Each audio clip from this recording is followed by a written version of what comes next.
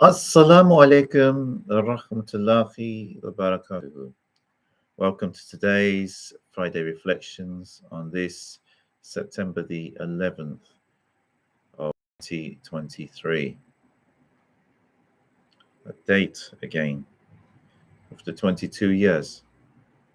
And we're reminded of those terrible attacks on the World Trade Center and how many people, innocent people, who were at work that day lost their lives due to a terror attack.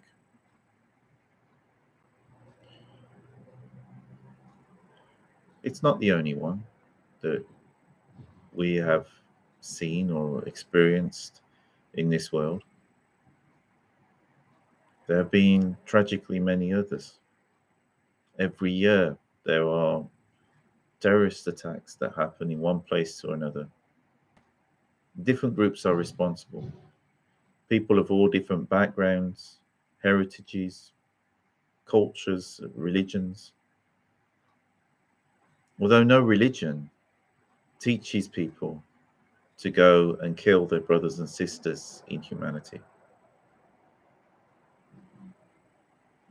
Nonetheless, there are crazy and extremist people amongst all of our communities. And it's important to realize that and keep a perspective on things. It's been 22 years. And since then, there was many attacks.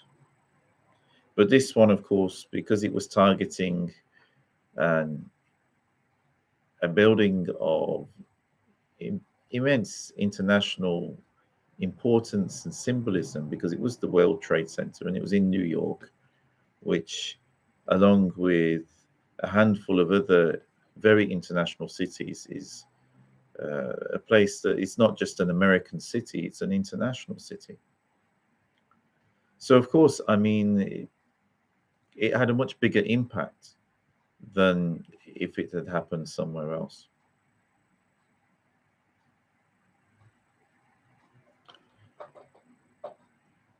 The question is, when these things happen, is how that we respond to them. Allah tells us in the Holy Quran, O you who have believed, seek help through patience and prayer. Indeed, Allah is with the patient.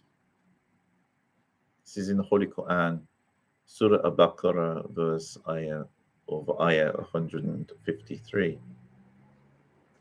Muslims are encouraged to observe, to face adversity with patience and to seek solace in prayer and in faith. And it helps us to understand and to accept, even if we don't understand, that there's a greater plan that Allah has in place for us. Similarly, you'll find in other religions this idea that through prayer, through reflection, that we can find some degree of peace when something tragic has occurred.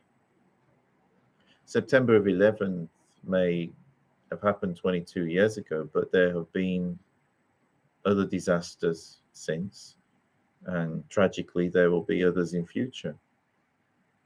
Some of them will be terror attacks like 9/11. Some of them will be because of armed conflict between countries, such as what's happening in Ukraine at the moment. Sometimes it's a natural disaster. A volcano may erupt, or an earthquake may cause large parts of cities to just collapse. We could be hit by an asteroid from outer space, or a corona mass ejection could cause the Earth to go through a magnetic storm that shuts off all of our electricity and a lot of our infrastructure as a result of that. There are many ways that disasters can happen. It's always more tragic when it's human beings inflicting these disasters upon fellow human beings, whether through war or through terrorism and such like, or through criminality, or even through immense negligence where and corruption, where buildings were not constructed properly and then suddenly collapse, or bridges and other things, or aeroplanes crash because they were not properly maintained due to negligence and corruption. These are things less likely to happen in countries which are more developed, have proper systems in place to regulate, proper laws and systems and proper regulations in place, and they actually implement these. But there are still many countries in the world where that's not the case. And you really are taking your life into your own hands when you use any of these pieces of infrastructure or aircraft or trains or such like. These disasters also happen as a reminder that we must have compassion for all people.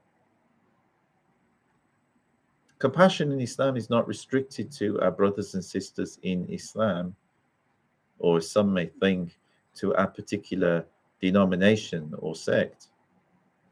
Compassion is for everyone in our human family, and even for the other communities of life with which we share this planet. And should we encounter them, this universe. Allah subhanahu wa ta'ala tells us in the Holy Quran that whoever kills a soul, unless for a corruption in the land, it is as if he had killed all of humanity. And whoever saves one, it is as if he has saved all of humanity. And this is a teaching that goes back to the children of Israel, and it's found in one of their books. I don't think it's in Torah or in the Tanakh, what the Christians call the Old Testament. But this teaching is certainly found within their books. And this verse underscores the sacredness of life. Aside from God himself, Allah, there is nothing more sacred in Islam than a human life. A human life, whether that person is a Muslim, a Hindu, a Christian, a Buddhist, an atheist. They are our brothers and sisters in humanity. And the Prophet Muhammad SAW prayed for all humanity. He didn't restrict his prayers only for people who had embraced Islam.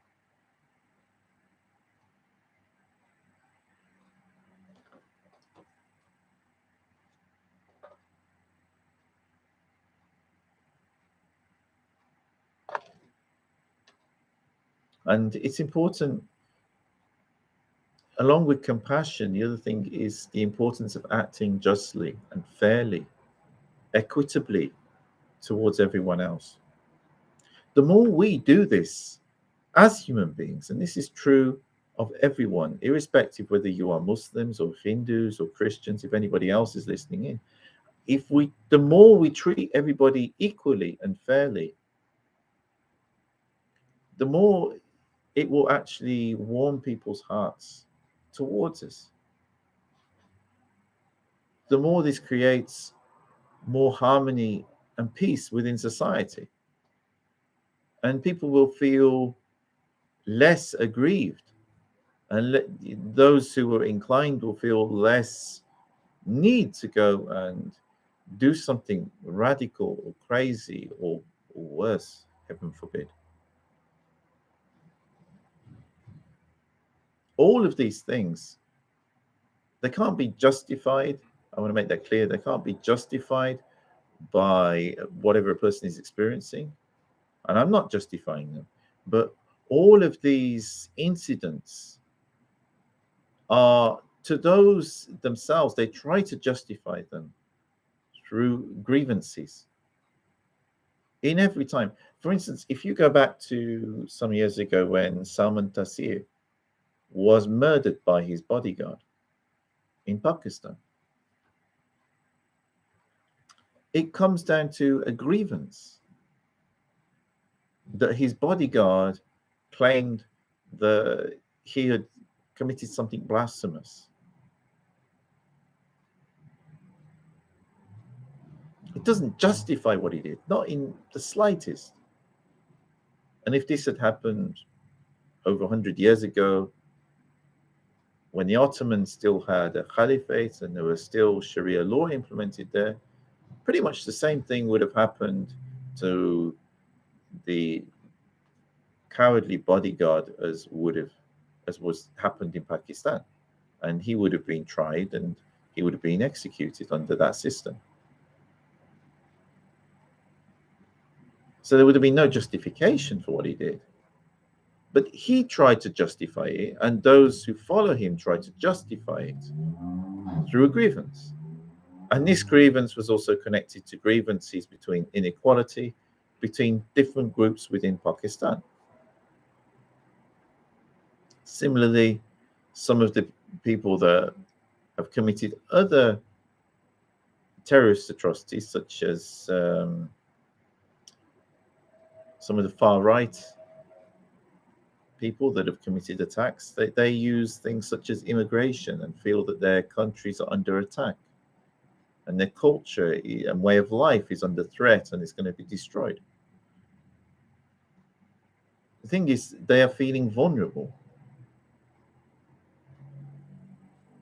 It never justifies what they do, but there are reasons why people end up going down paths that lead towards extremism and then committing atrocities. And I'm not saying this because any of that justifies what they did. But at the same time, it's important for us to understand that that is part of the process that increases grievances within society, and those grievances within society lead to disharmony or worse. If we understand that, then we can start to be a bit more aware how each of us is behaving towards other people and think about how we interact. Are we being just? Are we being fair? Are we being equitable with other people?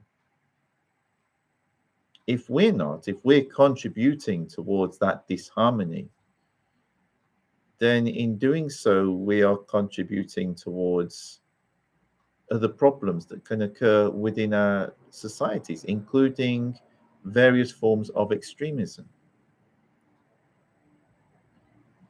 So we just have to be aware and try our best to not be a part of that in any way or form, whichever community we're from, whichever belief we have. The more that we are fair and just, and kind and caring with other people, the less we are part of that problem, the less likely we're going to be. And if that becomes what the majority of people in society, take on board and learn from these events, then you end up with much better, more harmonious communities. It's less likely to be affected by, riots or disruptions or terrorism or such like.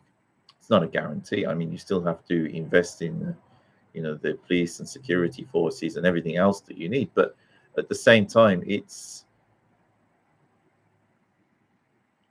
we just need to be careful in how we're interacting with other people.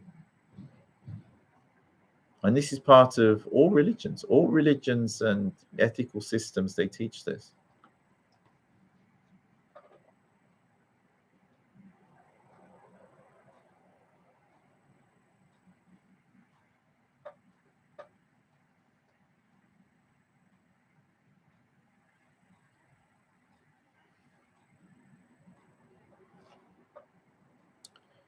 Prophet Muhammad SAW, he taught us that the affair of the believer is amazing.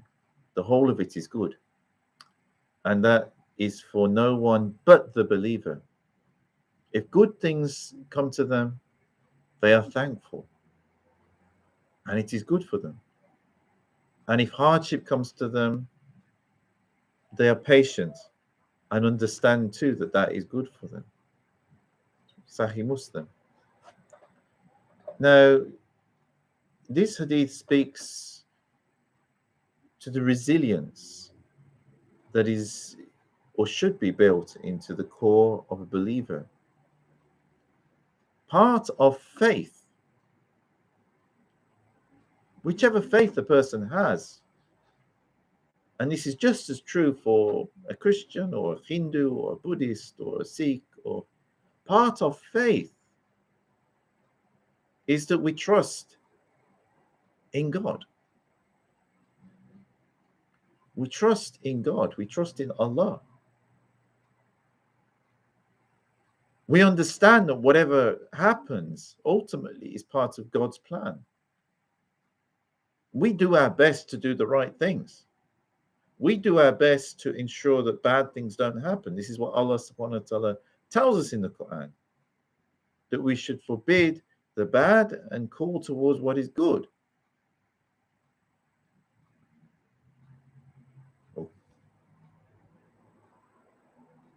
Call to what is good and forbid the bad, yeah?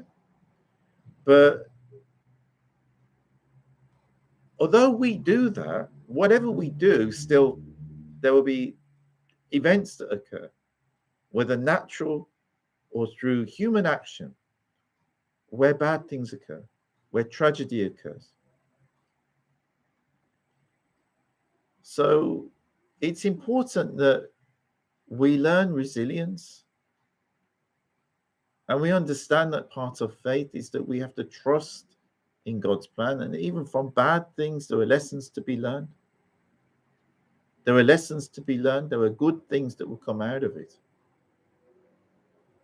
The Second World War, for instance, was one of the most terrible wars in history. But out of the Second World War, even as awful as that was, and how many people died in one way or another, whether on the front lines or from the bombs that were dropped, or from the first use of nuclear weapons in Japan, or from the awful concentration camps in which the Nazis incarcerated Jews, Freemasons, communists, homosexuals, and anybody they didn't like.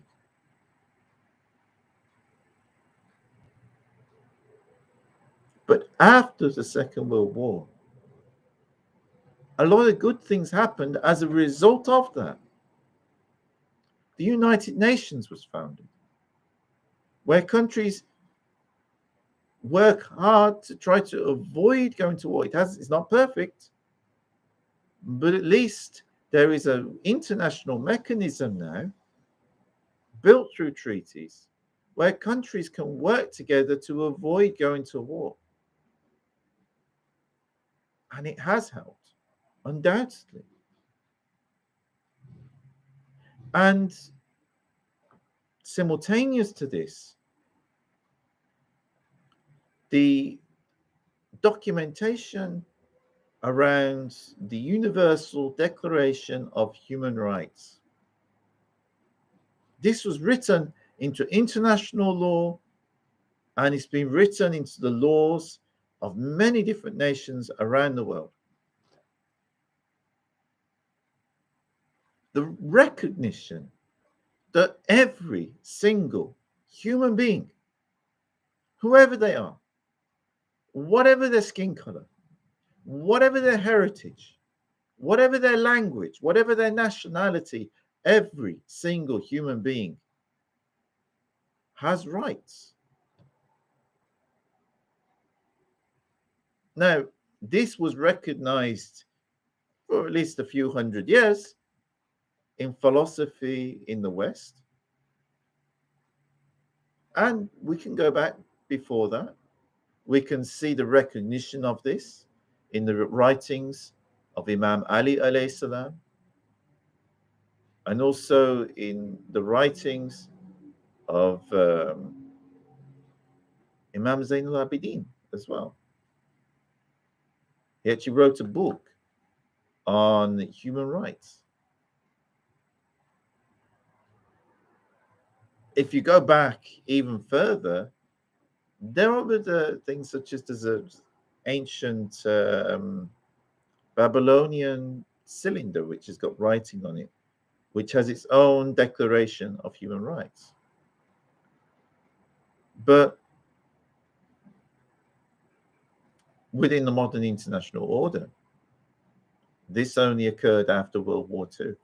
As a result of the terrible tragedies, people learned important lessons.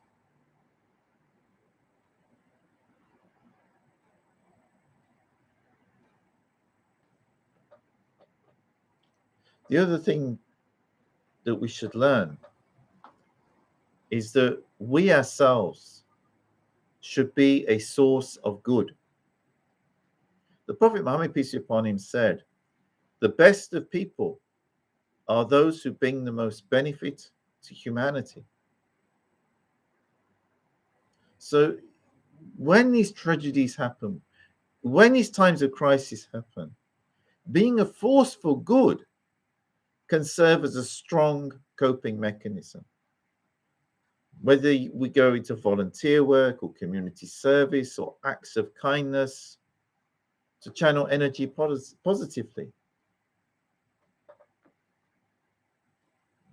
So, and I think even after 9/11, although it's been a very testing time for many people, but good things have come as a result of that, out of the reflections of all those who were lost.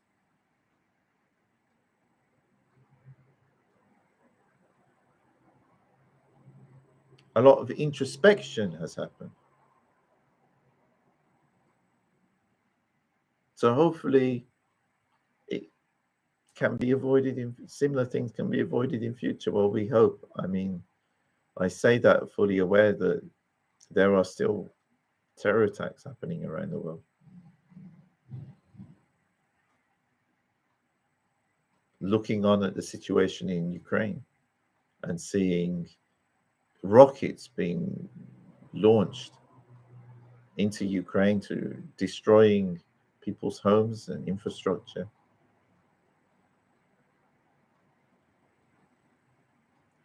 Obviously, killing lots of people as well.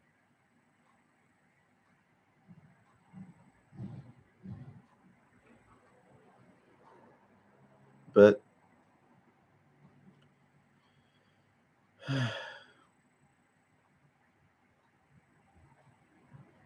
it's important also, to use these situations to remember how many blessings that we have.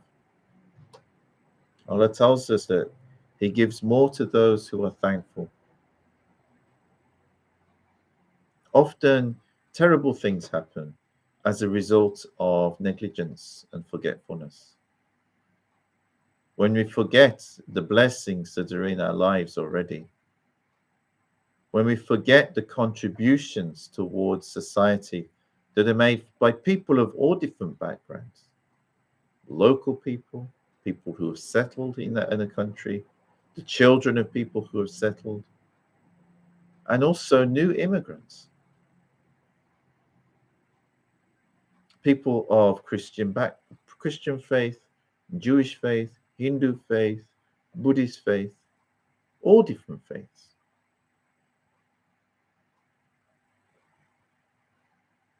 When we become aware of that,